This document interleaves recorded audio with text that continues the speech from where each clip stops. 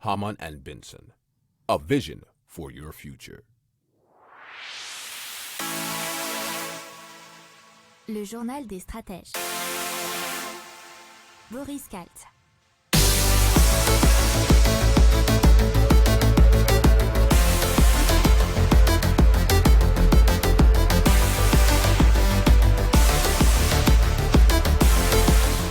Bonjour à tous et bienvenue dans le journal des stratèges consacré aujourd'hui à l'économie. On va vous parler de super nouvelles comme d'habitude, de l'effondrement économique qui est prévu pour certains pays selon le FMI, d'inflation et de son emballement, de la BCE, de Global Gateway qui compte du coup contrer l'influence de la Chine, et on va continuer avec les banques qui ont été condamnées par l'Europe à des amendes. Vous écoutez donc le journal des stratèges et ça commence maintenant. A vision for your future. Le journal des stratèges.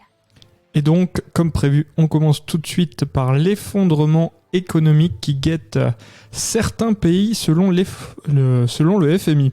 Alors, nous pourrions voir un effondrement économique dans certains pays, à moins, bien sûr, parce que c'est à moins que les créanciers du G20 n'acceptent d'accélérer les restructurations de la dette et de suspendre le service de la dette pendant que les restructurations sont en cours de négociation. C'est ce qu'estime la directrice générale du FMI, Kristina Georgieva, et également Seyla Pazarbasioglou, directrice de la stratégie du Fonds monétaire international. Alors, le fonds n'a tout de même pas souhaité citer des pays qui pourraient être directement concernés, puisqu'au début de la pandémie en 2020, les pays riches du G20 avaient offert aux pays pauvres un moratoire sur le paiement du service de leur dette jusqu'à la fin de l'année, avant de le prolonger jusqu'à la fin 2021.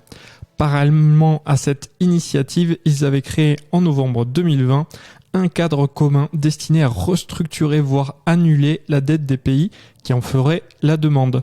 Mais pour l'heure, nous dit RFI.fr, les créanciers privés, en particulier chinois, freinent sa mise en œuvre. Hamann and Benson, a vision for your future. Le journal des stratèges.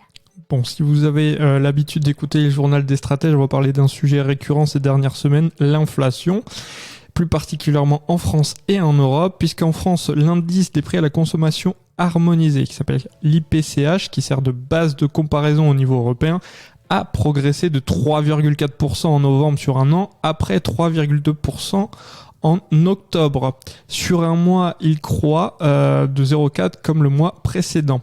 Alors, l'Institut européen des statistiques compte une augmentation aussi de 4,9% ces 12 derniers mois en ce qui concerne l'Europe. Alors, la situation est inédite depuis la création de la zone euro. Alors, la France n'est tout de même pas, selon ces statistiques, dans les pays les plus touchés, puisqu'on y retrouve une augmentation de 7,1% pour Belgique, de 6% pour l'Allemagne et de 5,6% pour l'Espagne. Donc bien sûr, on a une inflation de 3,4% pour la France, qui est majoritairement provoquée par le coût du nucléaire, qui est du coup inférieur à celui du coût de l'électricité dans plein d'autres pays qui ont été précédemment cités, qui eux ont une économie qui est un peu plus thermique et carbonée.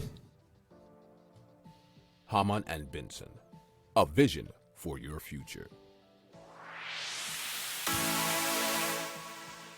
Le journal des stratèges. Alors, Christine Lagarde s'est exprimée à nouveau, qui est bien sûr la présidente de la Banque Centrale Européenne, et elle a dit que la BCE pourrait dévoiler en décembre une politique monétaire sur un horizon relativement court, compte tenu de l'incertitude accrue, mais elle ne devrait pas retarder sa décision car les marchés ont besoin d'une direction, et c'est ce qu'elle a déclaré vendredi dernier. Alors, selon elle, il y a des moyens de donner de la clarté sans prendre d'engagement à long terme, et elle pencherait pour ne pas prendre d'engagement à très long terme parce qu'il y a trop d'incertitudes. Mais de même, nous devons indiquer très clairement que nous nous tenons prêts à agir dans les deux sens. Une fois que les conditions d'une hausse des taux seront réunies, la BCE n'hésitera pas à agir. Donc, ce qu'elle dit bien en substance, c'est que s'il y a besoin dans un futur proche, pas tout de suite, mais dans un futur proche, elle n'hésitera pas à augmenter les taux. Haman and Benson, a vision for your future. Le journal des stratèges. Allez, on parle de l'Union européenne et du projet qui s'appelle Global Gateway qui prévoit d'investir 300 milliards d'euros.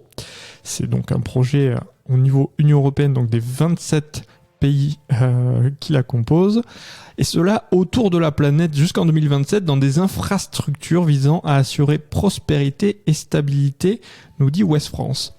Alors, la Commission européenne cible aussi bien la santé, l'éducation, la recherche, les transports, l'énergie ou le numérique. Il faut savoir que c'est une sorte de réponse à la Chine, puisque la Chine avait lancé en 2013 l'initiative qui s'appelle La ceinture et la route et avait investi depuis 125 milliards d'euros dans 138 pays. Alors, ils avaient appelé ça les nouvelles routes de la soie qui partent vers l'Europe, l'Amérique latine, l'Afrique, pour garantir leur accès aux matières premières et au marché. Alors, cela, selon l'Union européenne, n'a pas de sens que l'Europe construise une route parfaite entre une mine de cuivre sous propriété chinoise et un port également sous propriété chinoise. Nous devons nous montrer intelligents, avait annoncé Ursula von der Leyen. Haman and Benson, a vision for your future. Le journal des stratèges. Allez, on continue tout de suite dans l'Europe qui inflige une amende, alors pas forcément record, mais une très grosse amende pour Barclays, HSBC et RBS. Alors ces amendes, nous dit Sud-Ouest, clôturent le troisième volet d'une enquête menée depuis 2013 et qui avait déjà donné lieu à 1 milliard d'euros d'amende en 2019. Cette enquête a révélé que des traders chargés des opérations de change au comptant sur certaines devises agissant au nom des banques sanctionnées se coordonnaient dans leur stratégie de négociation. La collision des 5 banques a porté atteinte à l'intégrité du secteur financier au détriment de l'économie et des consommateurs européens, a déclaré Margrethe Vestager, qui est la commissaire à la concurrence au niveau de l'UE, bien sûr.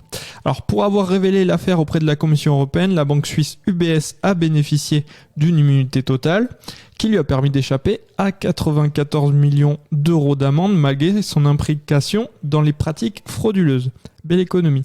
Les 3 établissements britanniques, Barclays, RBS et HSBC, ont bénéficié de réductions de leur amende pour avoir reconnu les faits et avoir collaboré à l'enquête.